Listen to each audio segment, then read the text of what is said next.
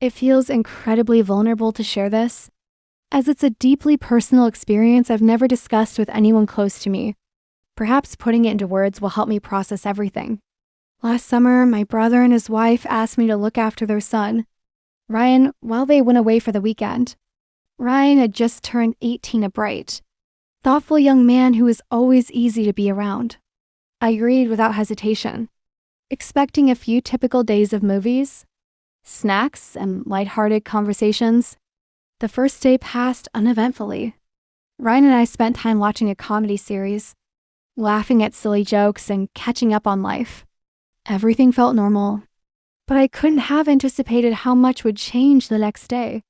It was late morning when Ryan mentioned he was heading out to meet some friends. I was glad for the chance to relax in my room and decided to enjoy some quiet time, scrolling through social media and watching something to lift my mood. Everything seemed normal until the door unexpectedly opened. Startled, I turned to see Ryan standing there, his face a mix of surprise and hesitation.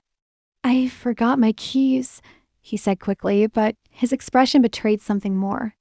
Time seemed to freeze for a moment. Embarrassed, I scrambled to compose myself and said, "Ryan, you should knock," my voice trembling.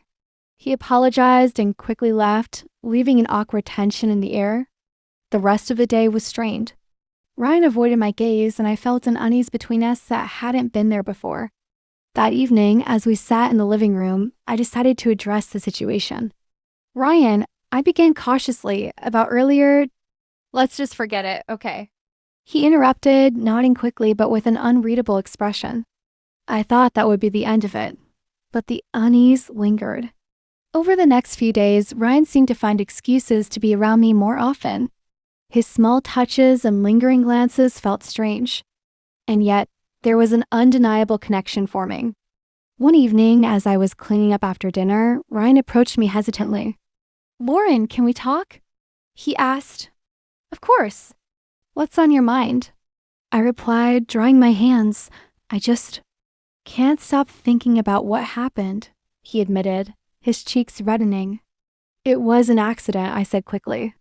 "There's no need to dwell on it." "It's not just that," he continued, stepping closer. "I feel different when I'm around you, like I can talk to you about anything." His words caught me off guard. I stayed silent, hoping he would explain further. "You're someone I trust completely," he said, his voice vulnerable.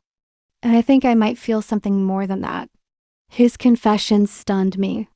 Ryan was my nephew, and the thought of anything more than familial affection was unthinkable. Yet, as he stood there, open and honest, I couldn't deny the pull I felt. "Ryan," I said softly, "this can't happen. You're my family."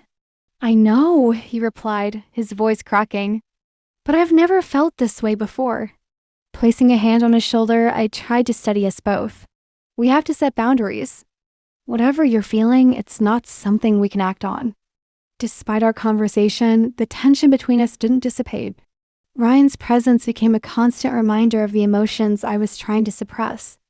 My own life felt complicated. My marriage had been strained for years, my husband. Mark was distant, his attention consumed by work. The void in my marriage only made the connection with Ryan more confusing. One night, Ryan texted, asking to talk. Against my better judgment, I agreed. When he arrived, his expression was serious. "Lauren," he began, "I know you said this isn't right, but I can't stop thinking about you. You make me feel understood in a way no one else does." "This isn't about what we want," I said firmly. "It's about what's right." "Then why does it feel so real?" he asked, frustration evident in his voice. I didn't have an answer.